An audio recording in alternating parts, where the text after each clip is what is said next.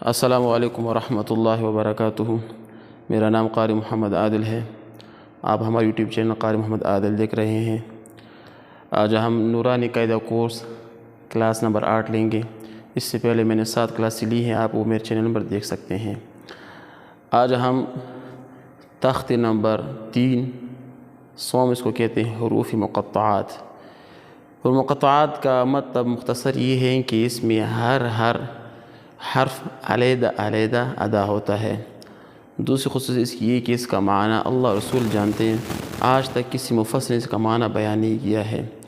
اس میں لکھتے ہیں کہ حروف مقطعات کا طلباء کو حفظ کرا دینا موجب برکت ہے، اس لیے نصیحت بھی کرتا ہوں کہ آپ میرے ساتھ پڑھی بھی اس کو بھی زبان یاد کریں۔ تو چلے میرے ساتھ پڑھی۔ آج ہم انشاءاللہ الف لام میم سے لے کر الف لام میم را تک پڑھیں گے۔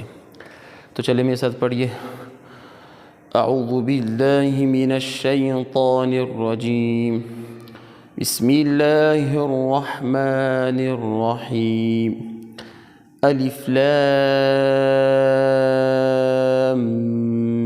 میم، الف لام میم صاد، الف لام را، الف لام میم را۔ اس میں آپ چند باتوں کا لحاظ رکھیں۔ یہ جو مد ہے، یہ اس کو ہم کہتے ہیں بڑا مد، یہ واجب ہے، اس کا اپنے اٹھانا اس کا ضروری ہے۔ یہ جو سرخ نشان اس کو کہتے ہیں غنہ، اس کی آواز کو اپنے منہ میں ادا کرنے ہے، ناک میں ادا کرنے ہے، اس طرح سے کو الف لام میم۔ اس کو آپ نے ملانا بھی ہے، جب آپ آواز کو اونچے کریں گے تو اس کو آپ ملائیں بھی اور اس کی آواز کو ناک میں ادا کریں گے، اس طرح یہ میم ہو گیا۔